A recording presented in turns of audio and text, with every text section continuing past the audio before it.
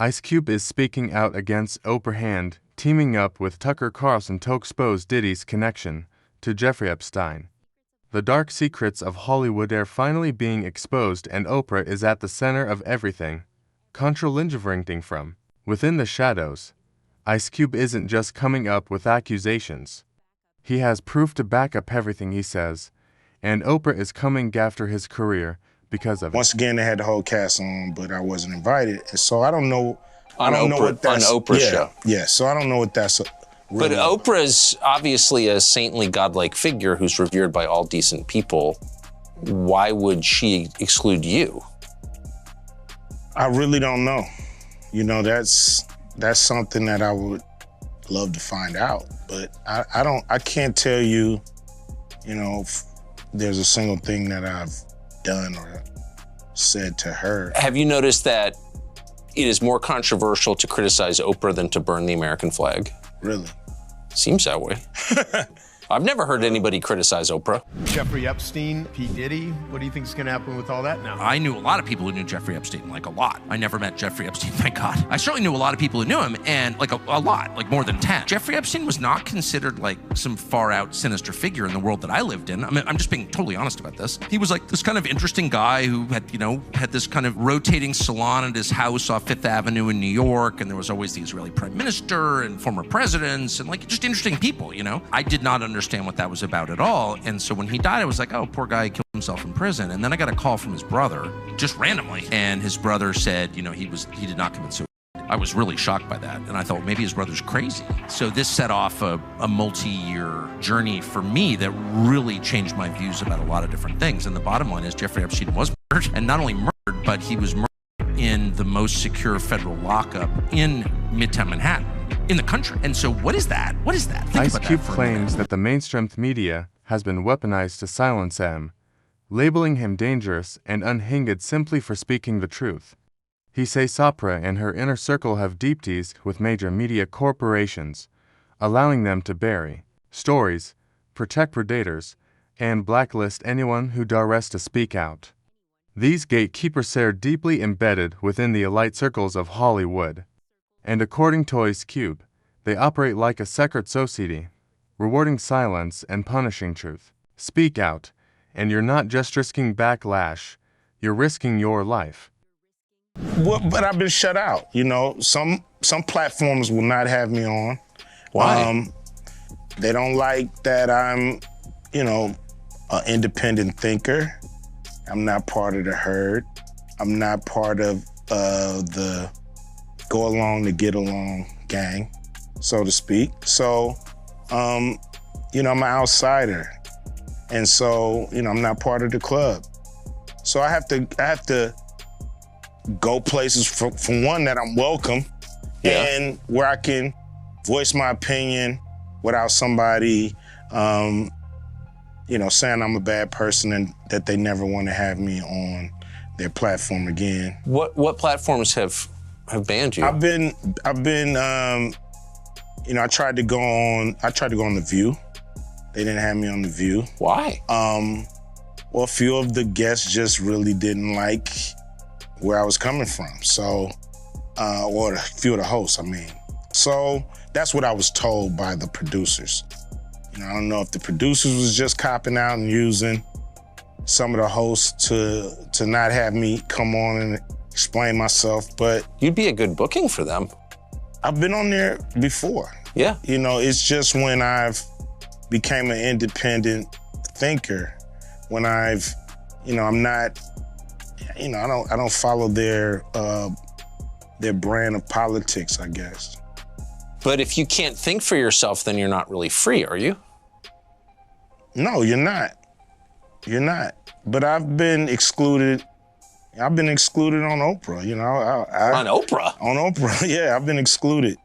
Yeah, man. I would think you'd be the person Oprah would want to promote. I mean, you grew up in South Central, you were successful at a young age, you have dignity, you say what you think. Like, I thought that was the goal. From actors and musicians to journalists and whistleblowers, anyone who's tried to expose what's really going on behind the scenes has either been silenced, smeared, Or mysteriously blacklisted. Ice Cube says that he was never part of the secret club. He's never played by their rules, never attended their parties, and never relied on them to build his legacy. In a TikTok video, Ice Cube addressed these gatekeepers, directly telling them that they know who they are and what they have done. The video sent shockwaves through social media, with fans and speculating about what he was really calling out. Ice Cube didn't name names at the time, but just a few weeks later, he directly mentioned Oprah as the ringleader. Yo, what's cracking? You know what it is. It's your homeboy Ice Cube. And some of you may not have realized that I'm not part of the club. And a lot of you listening to me right here, right now, you're not part of the club either. And what I realized with the club is what makes them so mad is when you don't want to be a part of their club. That pisses them off. What club am I talking about? I'm talking about the club of gatekeepers that we all got to deal with. You know who they are, and they definitely know who they are. A lot of people would be like, what, who? Come on, man, stop playing. So, ever since I put out the contract with Black America, you know they've been with me. Here and there, this and that. But it's cool, you know. I expect that. Diddy was a pawn in the hands of the sea lights, and when he outlived his utility, they got rid of him. Ice Cube says that Diddy and Epstein were both targeted. Diddy was protected, elevated, and untouchable for years, as long as he played by their rules. But the moment he tried to grow bigger than what they allowed, they turned on him. Diddy went from being the most successful black artist to being in jail in less than a year. Ice Cube insists that both men were pawns to be used, discarded, and ultimately sacrificed to distract from deeper corruption that still remains untouched. Diddy, you're hearing Diddy everywhere, okay? Yeah. So, did you ever have any kind of run-in with Diddy? Did you ever do anything with Diddy? Any projects you worked on with him? He produced a few records, or had his producers do a few records on my War and Peace album, the Peace Disc. Yeah. How was he to work with? It was cool. You know, he gave us great music. We flew out to New York, and I was mainly in the studio with the producer. You know, he had a stable of producers, so I was in the studio with his stable of producers, and I think we did some great music. And you know, I really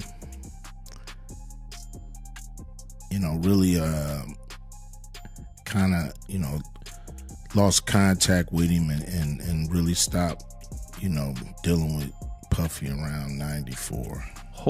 Yeah. Any specific reason? Yeah, I mean, they was doing their thing, I was doing mine. And, I'm not the partying type. You know what I mean? I ain't never been to a Diddy party. Ain't never really wanted to go. But I don't go to a lot of people parties. That just ain't what I'm in it for. According to Cube, Diddy's downfall was no random act of justice. It was a calculated move by the very people who shielded him. Just like Jeffrey Epstein, Cube believes Diddy was used to serve the interests of the elite. And when things got too messy or too public, they cut him loose to protect themselves. This was Diddy's mistake. He was too loud. Diddy had been going on TV SHOWS and naming everyone who was at his parties. He said the silent part out loud too many times.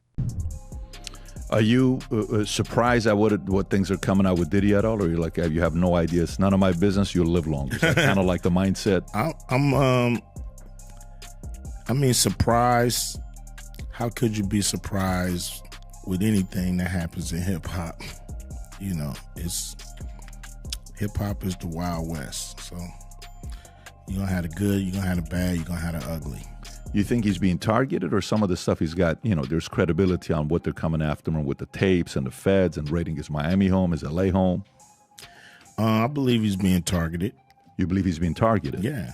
I believe, somebody, has the power to pull the trigger to make, this stuff, this domino effect happen.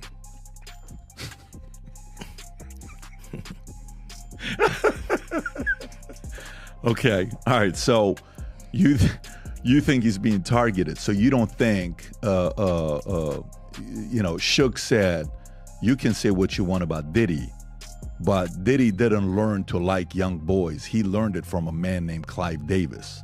He threw Clive Davis in there. It doesn't sound like you're part of that camp. You're part of the camp that you think he's being targeted. I don't know enough to even be able to be specific on any of this stuff. It's just all speculation. I just know he was cool up until a point, and then this stuff started happening. So I believe somebody, like I said, yo, he's our new guy. We on this year or whatever. Diddy and Epstein are to peace in Thesum Pod.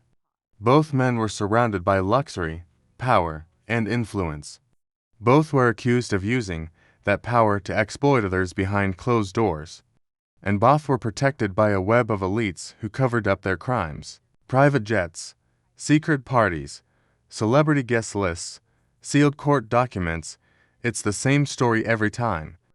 I mean, everybody hung with Diddy. That's the other tricky thing. Like, Diddy hung out with everybody. And I've spoken to a bunch of people who are like, yo, great dude, like, always there for you, never asked for a single thing. Till 1 a.m.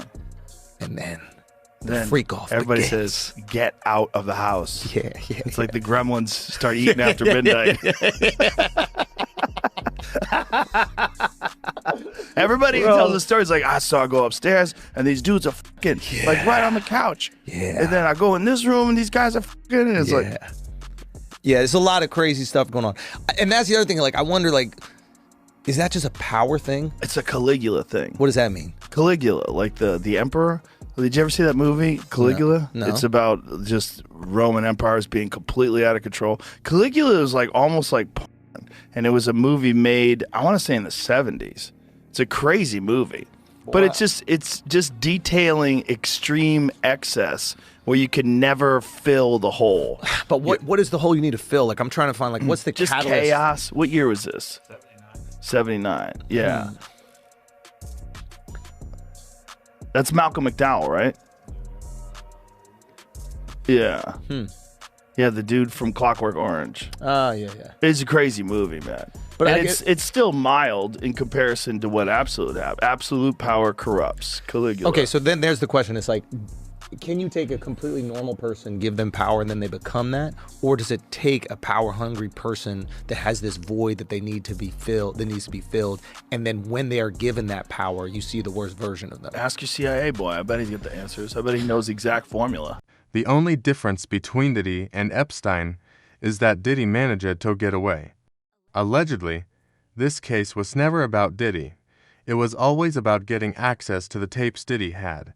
And once the elites found those, they didn't care if Diddy got away. Ice Cube and others believe the federal raids, the sudden media frenzy, and even the carefully crafted narrative around Diddy's case were all part of a larger operation.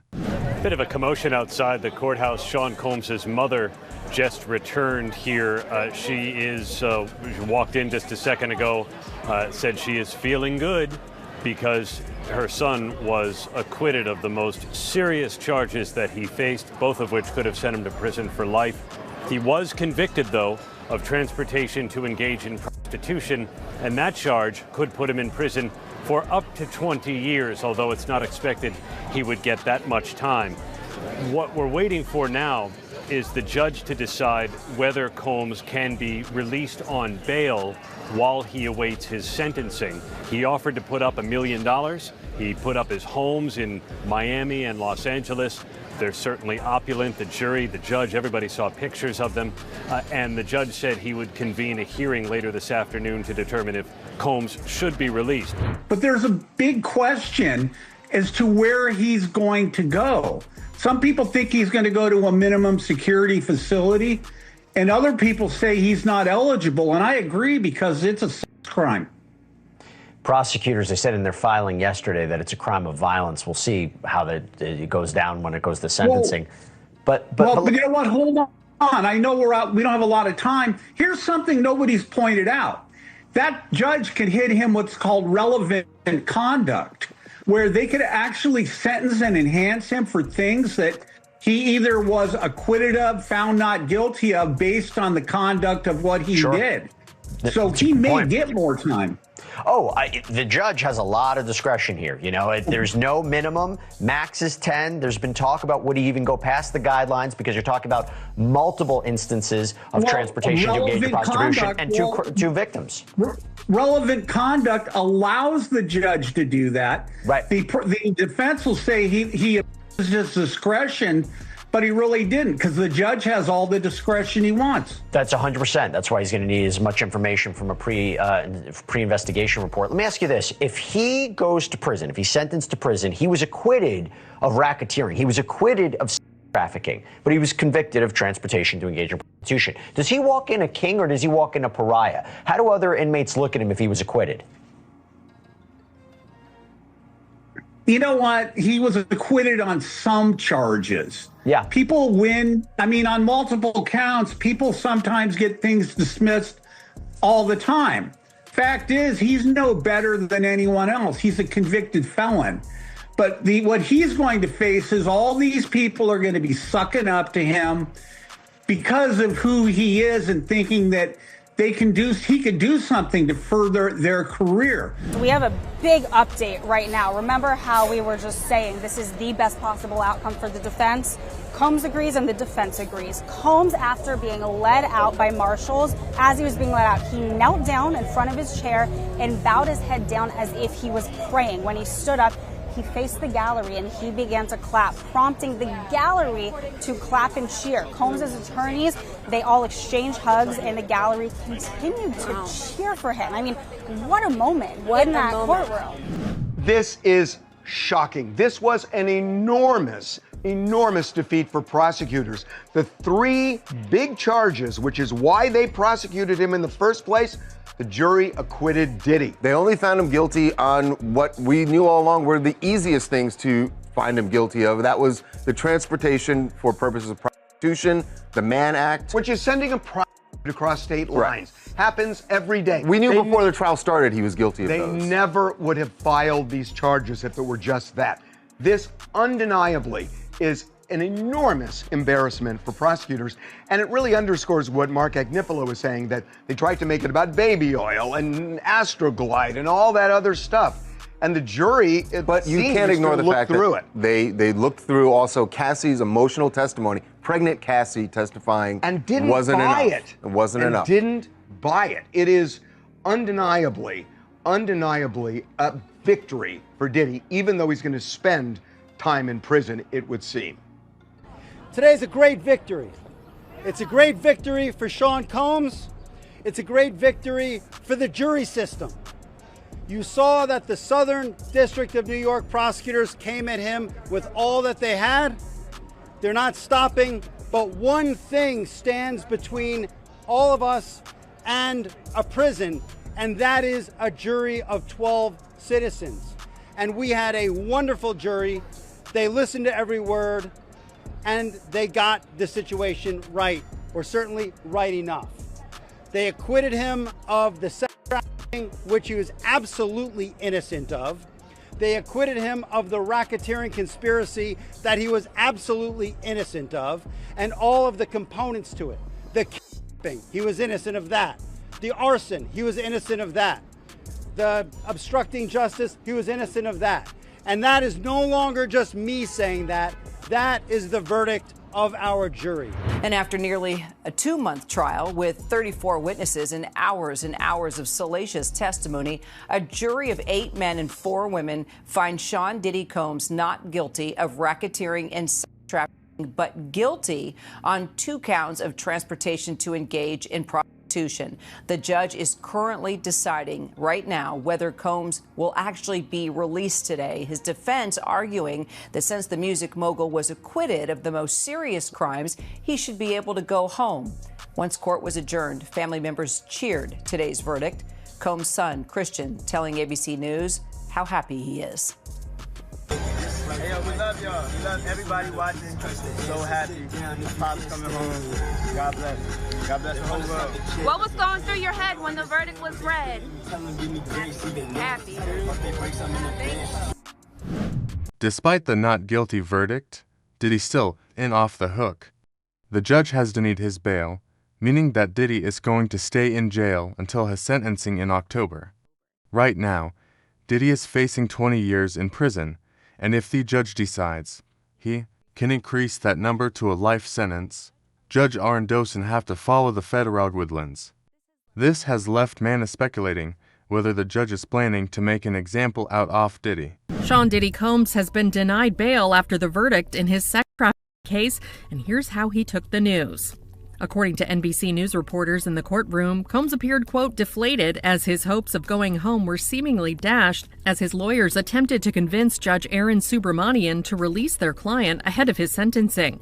In his ruling, Subramanian cited Combs' years-long pattern of violence as a reason for him to remain behind bars, adding that he continues to be a danger to others and unable to follow the law, arguing that Combs, who pleaded not guilty to sex trafficking, racketeering conspiracy, force, fraud, or coercion, as well as transportation to engage in prostitution, was acquitted on the three most serious charges of sex trafficking and racketeering and only convicted of prostitution-related offenses. Defense attorney Mark Agnifilo insisted he should be released on appropriate conditions. As Agnifilo outlined, Combs would be willing to put up a $1 million cash bond, co-signed by his mom Janice Combs, his sister Keisha Combs, and Sarah Chapman, the mother of Combs' eldest daughter Chance Combs, and have no access to his private plane, which is currently grounded in Maui. He also agreed to surrender his passport, undergo drug testing, and restrict travel to areas of New York, Florida, and California as necessary to attend court and meet with lawyers. If Diddy gets out, everyone who testified against him is in danger. Cassie's lawyer has asked the court to keep Diddy in custody while he waits for his sentencing, arguing that Diddy poses as a risk to her and other witnesses. In a letter to Judge Aaron Subramanian, attorney Douglas Wigder said that Cassie was scared Diddy would come after everyone who testified against him, including herself. Ventura writes a letter to the plea to pose the danger to the victims who testified in this case, including herself as well as the community. We thank the court for its time and attention to this matter. Now I'll be on the lookout if we... Everybody in the industry is waiting for Diddy's sentencing. They want to see if Diddy is really going to get away from everything. Some insiders believe he's protected, that his connections and alleged deal with the elites will shield him from real consequences. Others are reconvinced the judge will throw the book at him to make an example. Either way, the stakes are higher than ever. Aaron, we know that sentencing hearing scheduled for the fall. Sean Diddy Combs has already been in custody for about 9 months now, and he's also facing dozens of civil lawsuits. What more does he have ahead of him before that hearing? We know, I think it's on October 3rd. October 3rd at 10 a.m. is when Sean Combs is going to be sentenced for his conviction on 2 counts of transportation for the purposes of prostitution. Each of those counts carries a maximum penalty of up to 10 years. And so prosecutors pointed out in their letter to the judge his total exposure is 20 years in prison. And the judge today, Whit, said that Combs's propensity for violence was starkly depicted on that 2016 hotel security camera footage that may well factor into the judge's sentencing decisions. In the meantime, Sean Combs will continue to be incarcerated at MDC in Brooklyn, the federal jail in Brooklyn, where he's been since his arrest. If you've made it this far, you know this goes deeper than one man. Like, comment, and share to keep the story alive. What do you think? Is Ice Cube telling the truth? Did Diddy really cut a deal with the elites? Let us know your thoughts below.